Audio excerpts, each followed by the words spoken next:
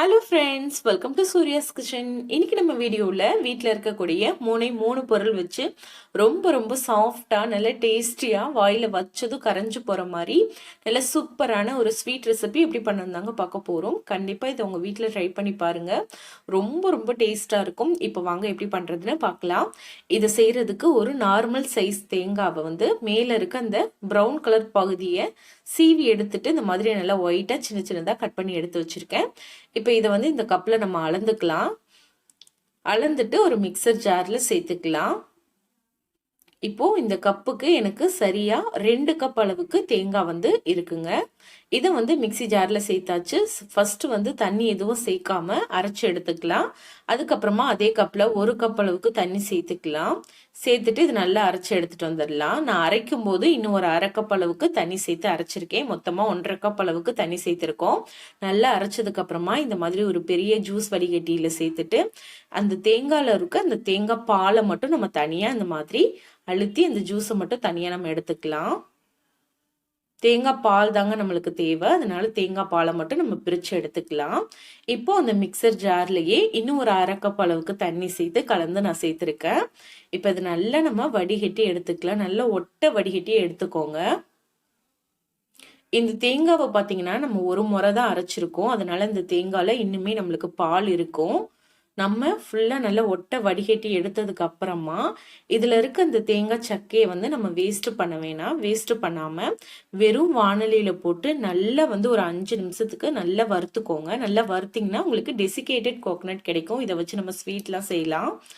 இப்போது நம்ம தேங்காய் பால் மட்டும் பிரித்து எடுத்தாச்சு. இதை இன்னொரு சின்ன ஃபில்டரில் நம்ம வடிகட்டிக்கலாம்.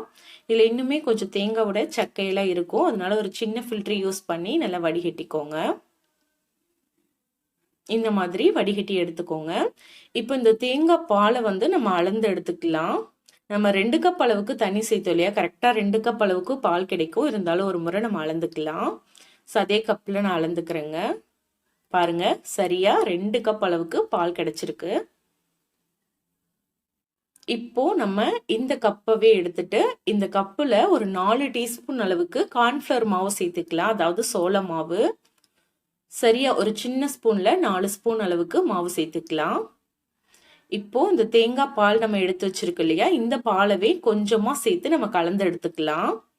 அந்த பாலவே நம்ம கார்ன்ஃப்ளவர் மாவுல சேர்த்துட்டு நல்லா கட்டி இல்லாம மிக்ஸ் பண்ணி எடுத்து வச்சுக்கலாம். இந்த மாதிரி நல்லா கட்டி இல்லாம கரைச்சி எடுத்து வச்சுக்கோங்க. இப்போ ஸ்டவ்ல ஒரு பேன் வச்சுட்டு நம்ம எடுத்து வச்சிருக்க தேங்காய் பாலை பேன்ல சேர்த்துடலாம். 1/2 கப் அளவுக்கு சர்க்கரை சேர்த்துக்கலாங்க. சர்க்கரை இந்த நல்லா கரைஞ்சு வரட்டும். சிம்மிலே அடுப்பை வச்சுக்கோங்க. ரொம்பவும் பாலை கொதிக்க வச்சிங்கன்னா பால் சீக்கிரமா திரிஞ்சு போயிடும். அதனால சிம்மிலே வச்சு கொதிக்க வச்சுக்கோங்க. இப்போ சர்க்கரை நல்லா கரைஞ்சதும் நம்ம கார்ன்ஃப்ளவர் மிக்ஸை சேர்த்துடலாம். கார்ன்ஃப்ளவர் மிக்ஸை சேர்க்கும் போது கரண்டி வச்சு நல்லா கலந்து விட்டுக்கிட்டே சேர்த்துக்கோங்க. அப்போதான் கட்டி எதுவும் விழுகாம ஸ்மூத்தா நம்ம மிக்ஸ் பண்ணி எடுக்க முடியும். கார்ன்ஃப்ளவர் கலவை சேர்த்த கொஞ்ச நேரத்திலே பார்த்தீங்கன்னா நல்லா திக்காக ஆரம்பிக்கும். இப்போ கைவிடாம நல்லா கலந்துக்கோங்க. கட்டி எதுவும் இல்லாத மாதிரி நல்லா ஸ்மூத்தா மிக்ஸ் பண்ணி எடுக்கணும். அப்போதான் நம்ம அந்த புட்டிங் சாப்பிடும்போது ரொம்ப டேஸ்டா இருக்கும். இப்போ இது நல்லா கார்ன்ஃப்ளவர் மாவு நல்லா அந்த தேங்காய் பால்லையே வெந்து வரட்டும். ஒரு 2 நிமிஷம் ஆகும். இதை நல்லா நம்ம மிக்ஸ் பண்ணி எடுக்க. இது பாத்தீங்கன்னா கொஞ்சம் திக்காய் வரணும். அது வரைக்கும் நம்ம நல்லா மிக்ஸ் பண்ணிக்கலாம். இப்போ கடைசி இது கூட ஒரு 1/2 டீஸ்பூன் அளவுக்கு ஏலக்காய் தூள் சேர்த்துக்கலாம்.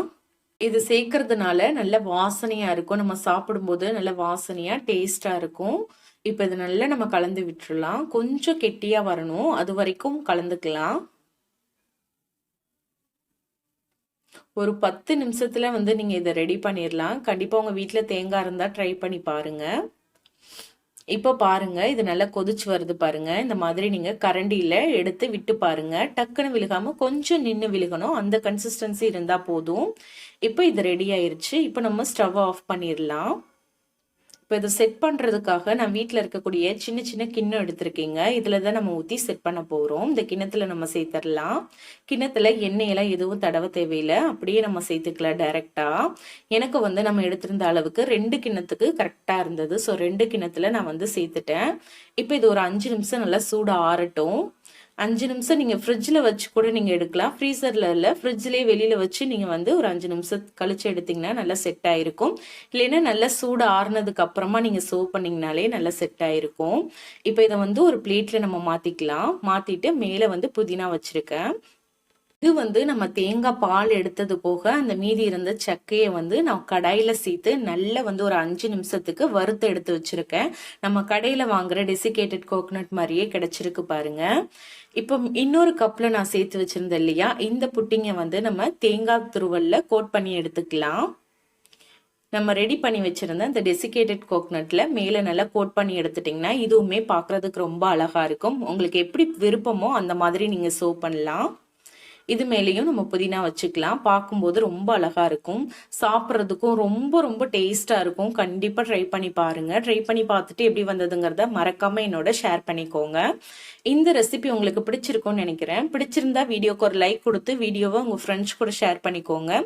இது வரைக்கும் நீங்க நம்ம சேனலை சப்ஸ்கிரைப் பண்ணலைன்னா மறக்காம சப்ஸ்கிரைப் பண்ணிக்கோங்க. தேங்க்யூ.